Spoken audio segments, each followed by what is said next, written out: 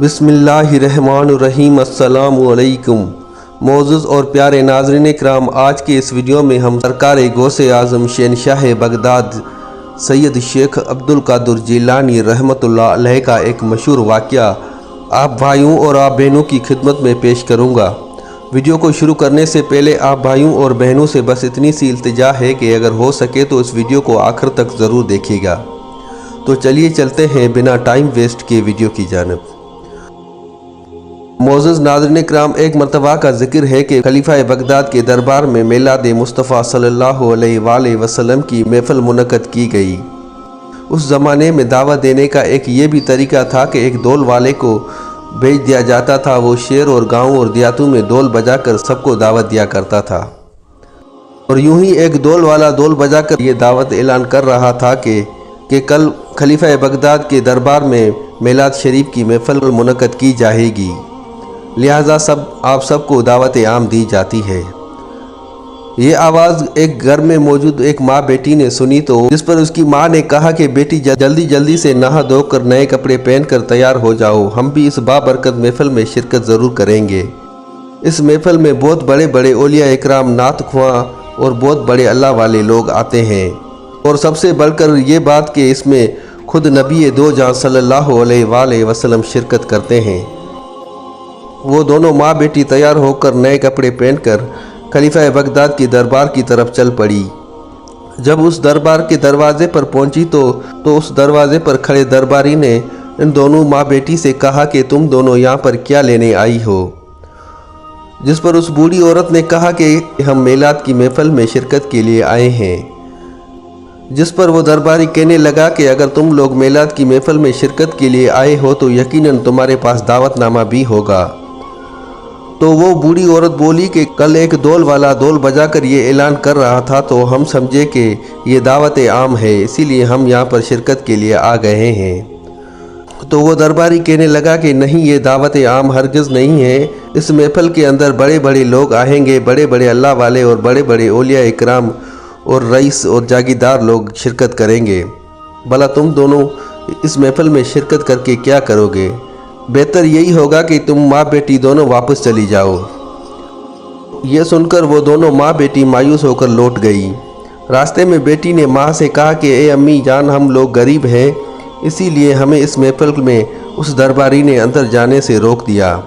हमारी भी कितनी हसरत थी कि हम इस महफ़िल में शिरकत करें, मगर अफसोस कि हमें शिरकत करने ना दी गई। तो उसकी माँ ने कहा कि बेटी कोई बात नहीं, मायूस नहीं होते, हम अपने घर जाकर मिलाद की महफ़िल मनाते हैं। जिस पर उसकी बेटी ने कहा कि हम सिर्फ दो लोग हैं, भला हम दो लोग कैसे महफ़िल मना सकते हैं? और रही बात दूसरों को दावत देने की, तो भला हम गरीबों की दावत पर कौन आएगा? तो उसकी अम्मी ने कहा कि कोई आए या ना आए, हम दोनों ही आज अपने घर में मिलाद की महफ़िल को मनाएंगे। मैं आज सारी रात नबी अकरम सल्लल्लाहु अलैहि वसल्लम के कसीदे पढ़ूंगी और आप उनको सुनती रहना, और यूं हमारी मिलाद की महफ़िल मुनक़्क़द हो जाएगी। वो दोनों माँ बेटी घर पहुँचे और एक मरतबा फिर वज़ू किया और वज़ू करके मुसल्ला बिछाकर वो दोनों बैठ गई। और उस बूढ़ी औरत ने सारी रात हमारे नबी दो जहां सल्लल्लाहु अलैहि वसल्लम के कसीदे पढ़ना शुरू किए और उसकी बेटी सुनती रही और सुबहान अल्लाह कहती रही। यूं ही पूरी रात गुजर गई। जब फजर की अजान हुई तो उसकी बूढ़ी माँ ने कहा कि बेटी जाओ वज़ू के लिए पानी लेकर आओ, हम एक मरतबा फिर वज़ू करके नमाज फजर अदा करेंगे। उसकी बेटी जैसे ही पानी लेने के लिए घर से बाहर निकली तो एक ज़ोरदार चीख मारते हुए भागती हुई घर के अंदर दाखिल हुई। जब घर के अंदर दाखिल हुई तो उसकी बूढ़ी माँ ने कहा कि बेटी क्या बात है, तुम इतनी घबराई हुई क्यों हो, तुमने ऐसा क्या देख लिया है? तो उसकी बेटी ने कहा कि अम्मी, बाहर एक नूरानी चेहरे वाला जिसका चेहरा चौदनी की चांद की तरह चमक रहा है वो खड़ा हुआ है। मैं नहीं जानती वो कौन है, ज़रा आप ही चलकर देख लीजिए कि वो कौन है। ये बात सुनकर वो बूढ़िया भागती हुई जब बाहर निकली तो उसने देखा कि शहंशाह बगदाद सरकार गौसे आज़म शेख सैयदना अब्दुल कादिर जिलानी रहमतुल्लाह अलैह खड़े हैं। अभी ये देख ही रही थी कि इतने में शेख सैयदना अब्दुल कादिर जिलानी रहमतुल्लाह अलैह ने उनकी दरवाज़े की चौखट को चूमना शुरू कर दिया। ये देखकर उन माँ बेटी की हैरत में और भी इजाफा हुआ तो वो बुढ़िया कहने लगी कि हुजूर आप हम गुनाहगारों की चौखट को भला क्यों चूम रहे हैं। जिस पर शेख सैयदना अब्दुल कादिर जिलानी रहमतुल्लाह अलैह ने कहा कि मैं आपके दरवाज़े की चौखट को नहीं बल्कि नबी दो जहां सल्लल्लाहु अलैहि वसल्लम के कदम मुबारक के निशान को चूम रहा हूँ। बेशक जहाँ पर नबी अकरम सल्लल्लाहु अलैहि वसल्लम की मिलाद शरीफ मनाही जाती है वहाँ पर खुद हुजूर अकरम सल्लल्लाहु अलैहि वसल्लम जलवा अफरोज़ होते हैं। सारे नाज़रीन किराम, आज के इस वीडियो में हम सरकार गौसे आज़म शहंशाह बगदाद शेख सैयदना अब्दुल कादिर जिलानी रहमतुल्लाह अलैह के बचपन मुबारक के चंद हैरान कुन वाक़यात और करामात और आप रहमतुल्लाह अलैह की इब्तिदाई तालीम और आप रहमतुल्लाह अलैह के कितने उस्ताद थे और उनके क्या नाम है, और जब शेर बगदाद में कहत साली पड़ी और लोग दरख्तों के पत्ते खाने पर मजबूर हुए तो उस वक्त आप रहमतुल्लाह अलैह भी शेर बगदाद में मौजूद थे। ये सारे हालात और वाक़यात इस वीडियो की शक्ल में आप दोस्तों की खिदमत में पेश करने जा रहा हूँ। आप भाइयों और बहनों से बस छोटी सी इल्तिजा है कि वीडियो को आखिर तक ज़रूर देखिएगा। नाज़रीन किराम, शेख सैयदना अब्दुल कादिर जिलानी रहमतुल्लाह अलैह की विलादत के कुछ ही अरसे के बाद आप रहमतुल्लाह अलैह के वालिद गिरामी का इंतकाल हो गया था। उसके बाद आपकी परवरिश की ज़िम्मेदारी आपके नाना हज़रत अब्दुल्ला सहमी रहमतुल्लाह अलैह और आपके वालिदा माजिदा के कंधों पर आ गई थी। और जब आप रहमतुल्लाह अलैह 5 बरस के हुए तो आपकी वालिदा माजिदा ने जिलान के शहर के एक मदरसे में आपको दाखिल करवाया और आपने इब्तिदाई तालीम उसी मदरसे से हासिल फरमाई। इस मदरसे में आप रहमतुल्लाह अलैह ने 10 साल की उम्र में इब्तिदाई तालीम के ऊपर मुकम्मल महारत हासिल कर ली थी। और दौरान तालीम एक अजीब मुशाहिदा पेश आया कि जब आप रहमतुल्लाह अलैह मदरसे के लिए घर से निकलते तो रास्ते में चंद नूरानी सूरतों को देखते। आप रहमतुल्लाह अलैह देखते कि वो नूरानी सूरतें आपके पीछे पीछे मदरसे तक आपके साथ आती रहती। और जब आप रहमतुल्लाह अलैह मदरसे में पहुंचते तो वो नूरानी चेहरे वाले सबको कहते कि हटो अल्लाह के वली को जगह दो, हटो अल्लाह के वली को जगह दो। एक दफ़ा का वाक़या है कि आप रहमतुल्लाह अलैह के साहिबजादे अब्दुल रज़ाक रहमतुल्लाह अलैह ने फरमाया कि एक मरतबा आप रहमतुल्लाह अलैह से किसी ने पूछा कि आपको पहली दफ़ा कब पता चला कि आप अल्लाह के वली हैं। जिस पर आप रहमतुल्लाह अलैह ने फरमाया जब मैं 10 साल का था तो उस वक्त में गाँव के एक मदरसे में ज़ेर तालीम था। उस वक्त में फ़रिश्तों को अपने आगे पीछे चलता हुआ देखता था और जब मैं मदरसे में पहुँचता तो वो नूरानी चेहरे वाले फ़रिश्ते सबको ये बोलते कि हटो अल्लाह के वली को जगह दो, हटो अल्लाह के वली को जगह दो। तब मुझे पता चला कि मुझे अल्लाह ताला ने वलायत अता फरमाई है। अभी आप रहमतुल्लाह अलैह मदरसे में ज़ेर तालीम ही थे कि आपके नाना जान हज़रत अब्दुल्ला सहमी रहमतुल्लाह अलैह का इंतकाल हो गया। आपके नाना जान के इंतकाल के बाद आपकी तालीम की और आपकी तरबियत की सारी जिम्मेदारी आपकी वालिदा माजिदा के कंधों पर आ गई थी और आपकी वालिदा माजिदा ने बड़ी इस्तकामत और हौसले के साथ आपकी परवरिश की और किसी भी किस्म की कोई कमी या कोताही ना बरती। और जब आप रहमतुल्लाह अलैह 18 साल को पहुँचे तो आप रहमतुल्लाह अलैह ने अपने गाँव गीलान के मदरसे में कुरान शरीफ को हिफ्ज़ किया। और एक रवायत से ये भी मालूम होता है कि आप रहमतुल्लाह अलैह ने मुख्स 16 सालों की उम्र में ही मरवजाह उलूम हासिल कर चुके थे। बचपन में जब आप रहमतुल्लाह अलैह गीलान में मौजूद थे तो एक दफ़ा गाँव के कुछ बच्चों ने आपसे अर्ज़ की कि आप भी हमारे साथ चलकर खेलें।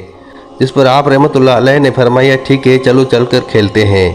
और बाहर जाकर आप रहमतुल्लाह अलैह ने तमाम बच्चों को बोला कि पहले मैं बोलूँगा ला इलाहा, उसके बाद आप सब ने ये कहना है कि इल्लल्लाह। और फिर इसी तरह से हुआ कि आप रहमतुल्लाह अलैह जब ला इलाहा बोलते तो बाकी तमाम बच्चे इल्लल्लाह बोलते और इसी तरह वो पूरा गाँव ला इलाहा इल्लल्लाह के ज़िक्र से गूंज उठा।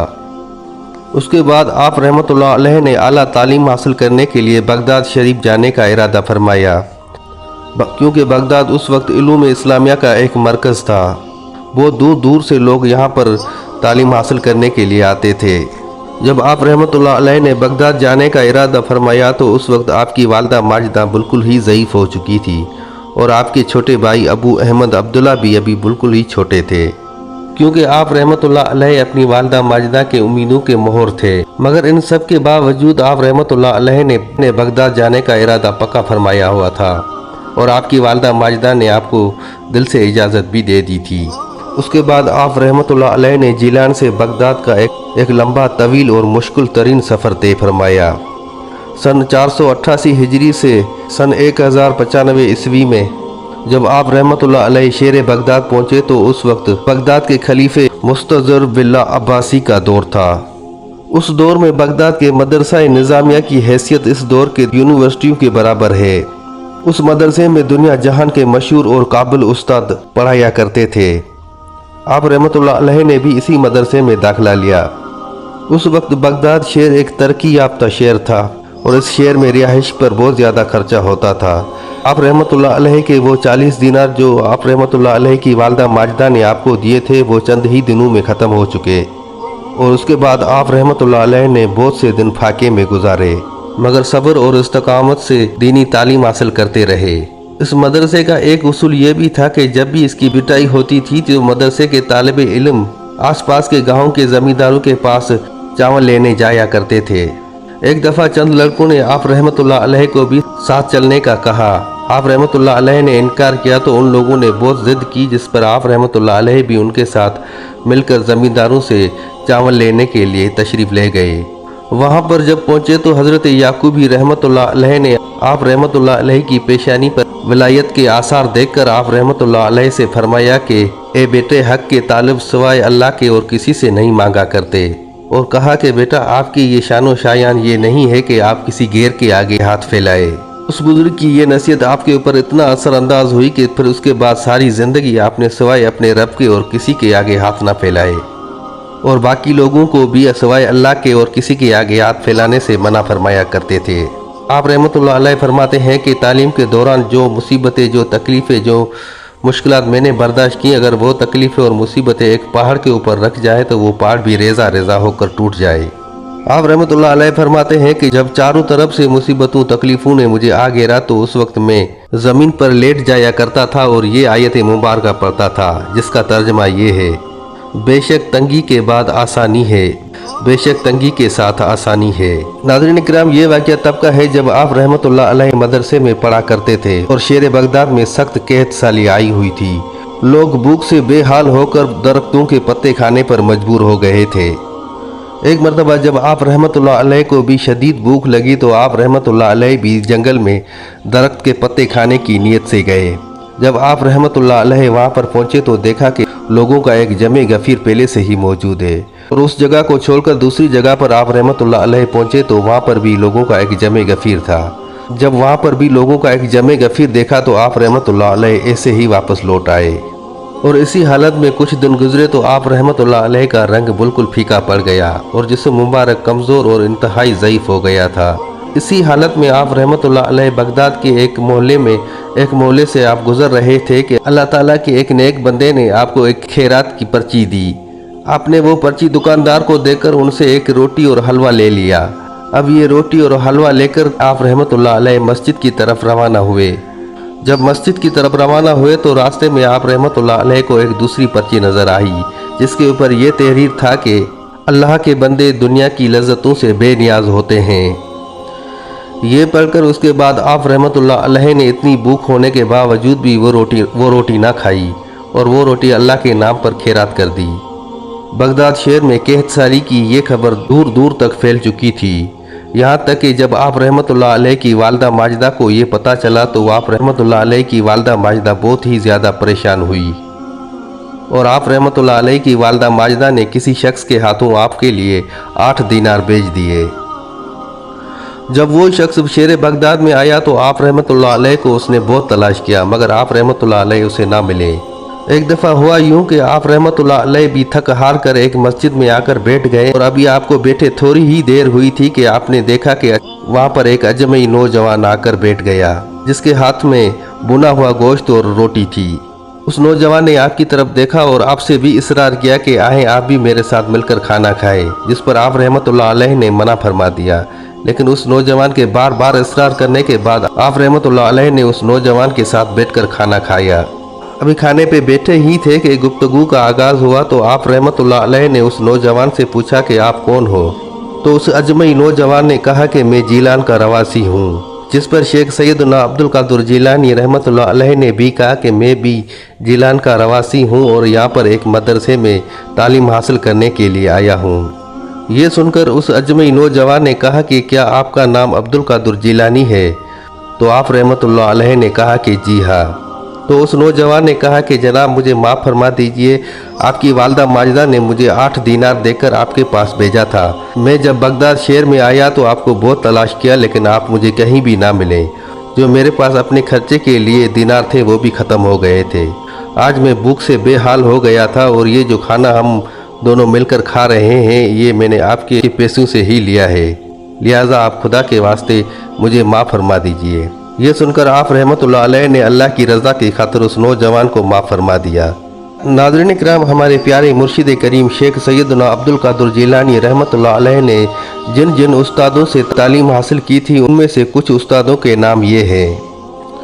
नंबर 1 पे आते हैं काजी अल-क़ज़्ज़ात हज़रत अबू सहादी मखरूमी रहमतुल्लाह अलैह। नंबर 2 पे आते हैं अल्लामा अली बिन अकील हम्बली रहमतुल्लाह अलैह। नंबर 3 पर आते हैं अल्लामा महफूज कोज़ानी रहमतुल्लाह अलैह। और नंबर 4 पे आते हैं अल्लामा मोहम्मद बिन काजी अबू यअला रहमतुल्लाह अलैह। और नंबर 5 पर आते हैं अल्लामा मोहम्मद बिन हुसैन बिन अल-फराह हम्बली रहमतुल्लाह अलैह। और नंबर 6 पे आते हैं अल्लामा मोहम्मद हसन बाकलाही रहमतुल्लाह अलैह। और नंबर 7 पर आते हैं मोहम्मद बिन अब्दुल करीम रहमतुल्लाह अलैह।